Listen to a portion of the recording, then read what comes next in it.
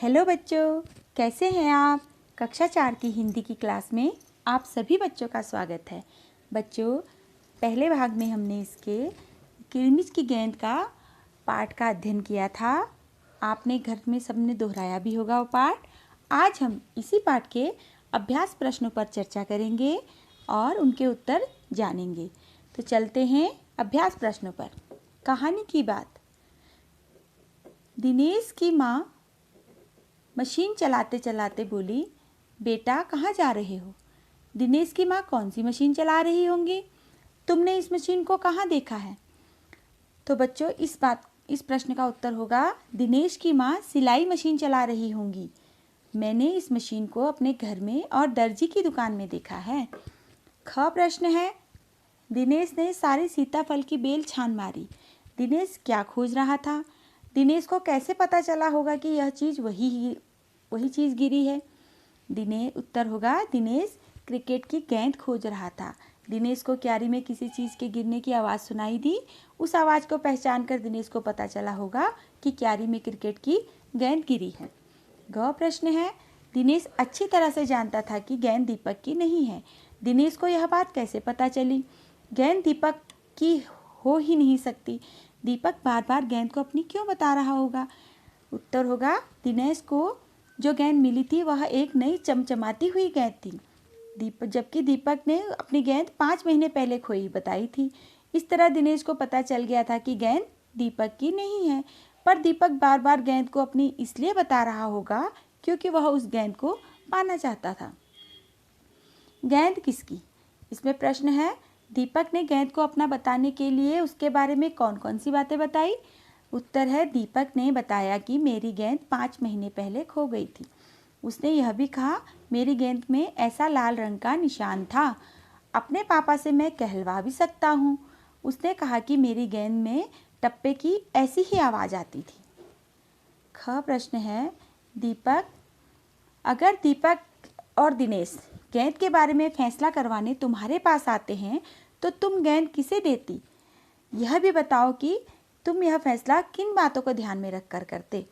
तो अगर दिनेश और दीपक हमारे पास या मेरे पास गेंद लेने आते तो मैं वह गेंद दिनेश को दे देती, क्योंकि दिनेश ने गेंद मिलने की बात सच सच बताई थी, वह बिल्कुल नहीं थी।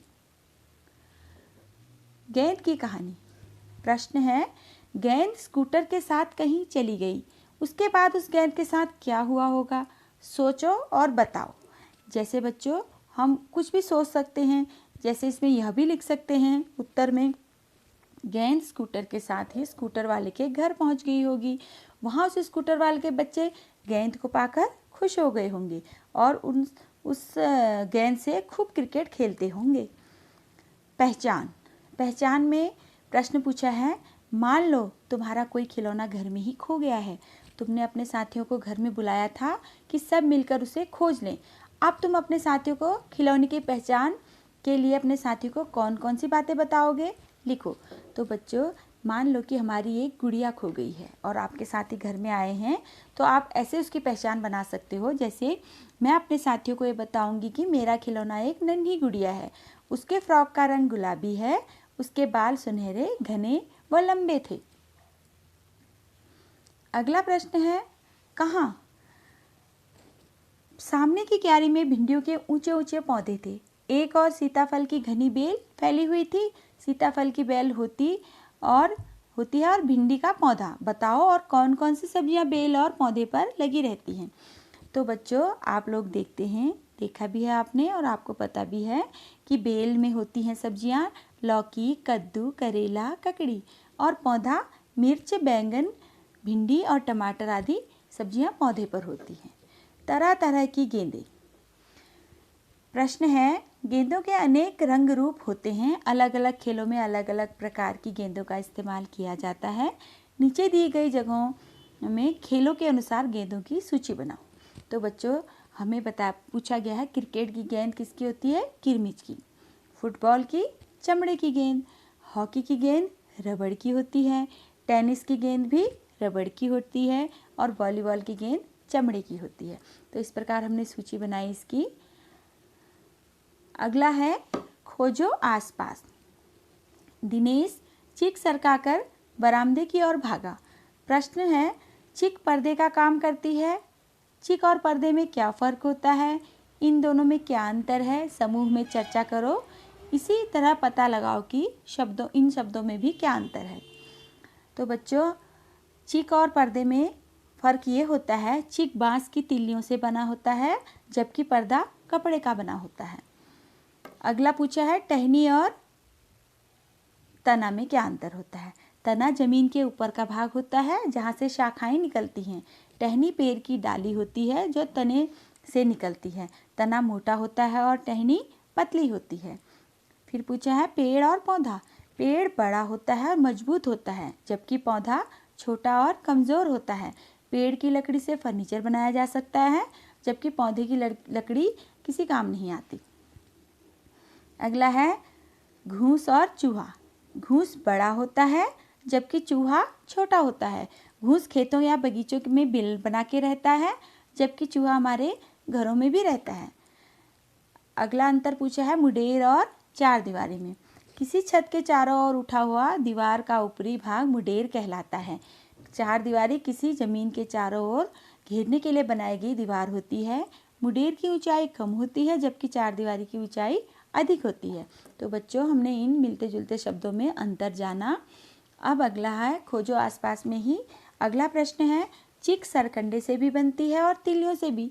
सरकंडे से और क्या क्या बनता है? अपने आसपास देखो, पता करो। बच्चों, हम लोग घर में कई चीज़ें यूज़ करते हैं जिनका उपयोग करते हैं, जैसे टोकरी, सूप, कलम, चटाई। ये सब सरकंडे की तिलियों से बनती हैं। अगला है प्रश्न, क्लब बनाएं। क्लब। तो मान लो तुम्हें अपने स्कूल में एक क्लब बनाना है जो स्कूल में खेल कूद के कार्यक्रमों की तैयारी करेगा। इस क्लब में शामिल होने और इसको चलाने आदि के बारे में नियम सोचकर लिखो। तुम्हारे विचार से इस क्लब को अच्छी तरह चलाने के लिए नियमों की ज़रूरत है या नहीं? अपने जवाब का कारण भी बताओ। तो बच्चों, जैसे दिनेश और उसके दोस्तों ने गर्मियों की छुट्टियों में खेलने के लिए क्लब बनाकर उससे खेलते थे ना उसमें, तो उसी प्रकार हम लोगों के लिए, आप लोगों के लिए प्रश्न है कि आप लोग खेल कूद के कार्यक्रमों के लिए क्लब बनाओ। तो जैसे कुछ नियम यहाँ पर बनाए हैं, आप लोग ध्यान से सोचेंगे, सुनेंगे। क्लब के नियम। नंबर 1, खेल में रुचि रखने वाले बच्चे इसमें शामिल होंगे। 2, क्लब में की बैठक में सबको समय पर आना होगा। नंबर 3, सभी बच्चे बारी बारी से बोलेंगे।